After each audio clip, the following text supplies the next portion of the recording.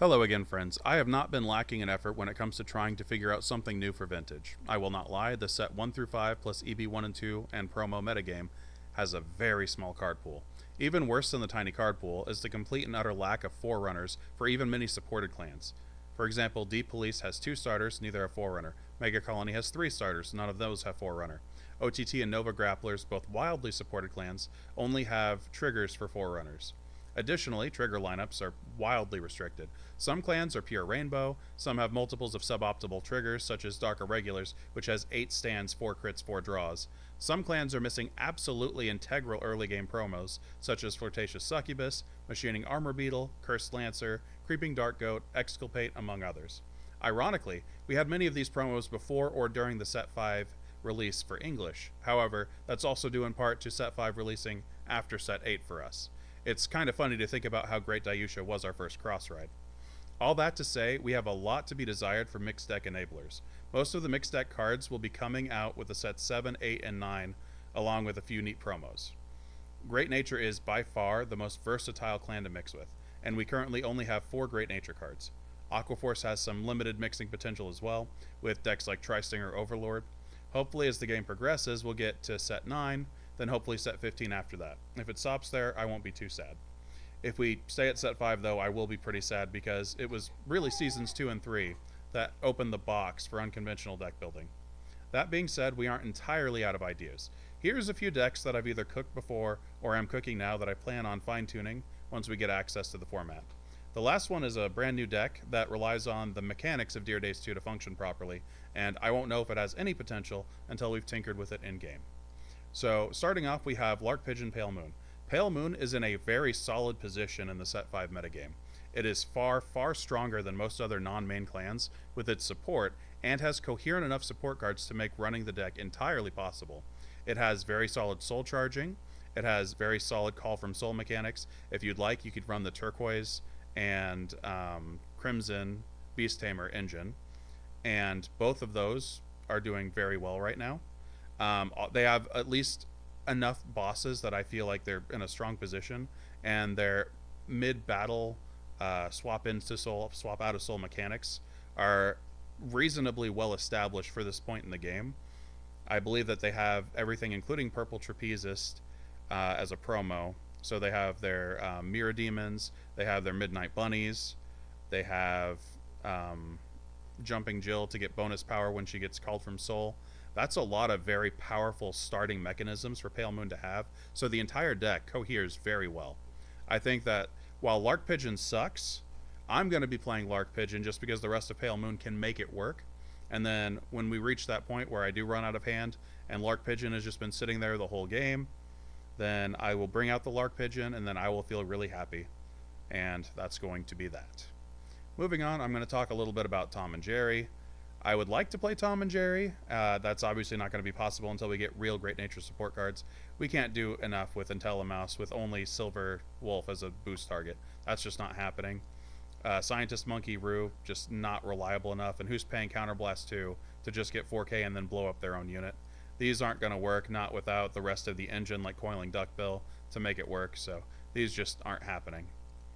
I tried to run an alternative version with Karenroid Daisy as a booster for Tom, and then powering it up with cards like Cosmo Beak. We are in a very similar situation where we're spending an extraordinary amount of counterblast to get marginal power-ups. Would it help Tom hit 20k? Yes.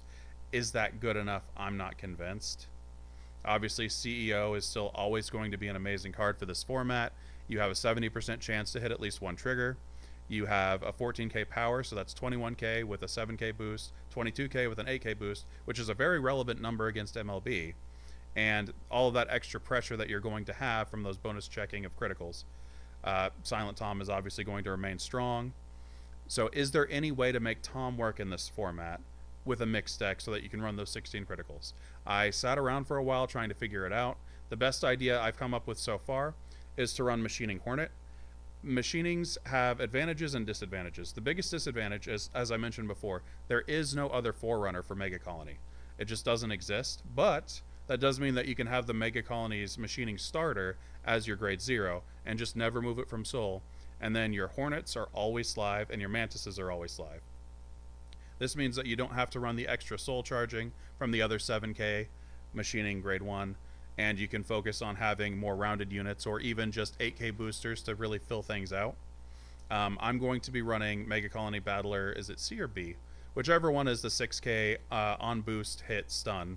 I'm going to be running that one, since that works when you don't have a Mega Colony Vanguard. It's a tactic that I used when I played No Hand No Stand, and I think that that's going to work pretty nicely. So it will give on hit pressure to one row and then tom pressure in the other row, and then you still have a CEO row hitting for 21k easily as the Vanguard, with the ability to hit critical trigger 70% of the time. I think the deck will still work. We'll see. Moving on, obviously, Mr. Invincible has to be mentioned if we're going to be talking about what mixed decks have potential. Obviously, everybody knows about Invincible Overlord. That deck has been run so many times. It's fun. It works. It's strong. I'm going to talk about a couple other things that I think you can do. One of my favorite things to do with Mr. Invincible is to actually run him with King of Knights Alfred. One of the things that people don't realize about King of Knights Alfred is right here. Its activate effect to counterblast 3 and search your deck for a Royal Paladin works on the rearguard circle, and it does not require a Royal Paladin Vanguard. This means that you can search your deck for any grade 2 or less Royal Paladin and call it to rearguard, while Alfred is a rearguard on your rearguard circle, which means that you can still have Invincible as your Vanguard, constantly unflipping your damage with your Claydol mechanics and with your Hungry Dumpties, and using Alfred to just start spam calling things out of your deck so that you can thin your deck for non-triggers. Now, what card would I call out of the deck? Personally, I would call out Lion Mane Stallion. This is one of the earliest promos in Vanguard, and what it is it says, when this card boosts an Alfred, you can Soul Blast 1, and then it gets plus 6k. So this makes your Alfred row 20,000 power. That is very nice. It's good for cross rides, of course, but it's also just really good against other 10k Vanguards. And the other nice thing about this is the soul that you're building up from Invincible can easily be utilized by Lion Mane Stallion so that it's effectively paying for itself. And that makes that row very, very stable. So look forward to seeing some Invincible Alfred. I think that that has at least a limited amount of potential. Obviously, the big weakness for that deck is you don't draw both of your grade 3s, and you need to draw each of the grade 3s. So that's going to be the big problem with the deck. Hopefully that gets mitigated a little bit with G-Assist, so that way you're at least getting a grade 3. As for how that's going to perform, it's obviously not going to be that strong, but it is fun. It is really fun. And then, of course, you can't have an unflipping engine without mentioning the best thing to use counterblasts on, in my opinion, which is Embodiment of Victory Aleph. Aleph, you can counterblast 4, and then he gets plus 3k and a critical. Now, I put him on the rearguard circle. Now, let's keep in mind, he's 13k to crit. That means he's hitting cross-ride numbers. You give him a boost. It doesn't really matter what the boost is. We'll just say 8k. So he's going to be swinging in. They're going to have to guard that. You drive check, hit a stand trigger. You stand him. He still has the crit. Now he's 18k to crit, which is really good for pressuring against those cross-rides late game. Really good for pressuring against 20k base Vanguards, because all he needs is a 7k boost to hit that initial 20k so that they're forced out of 2 cards from hand for that first one. So all of that is really solid, and I really like Aleph. Obviously, Aleph is going to shine a little bit better when we have a more reasonable and reliable unflip engine. I think that Bison from set 9 does a lot better, especially in conjunction with Soft Tank Sloth, because you can unflip 4 every single turn and then just use Aleph every turn that you have the Soft Tank Sloth out. So I prefer to go that route, but this is still pretty good. And then for the final deck that I'm currently cooking, it's going to be a Nubatama deck.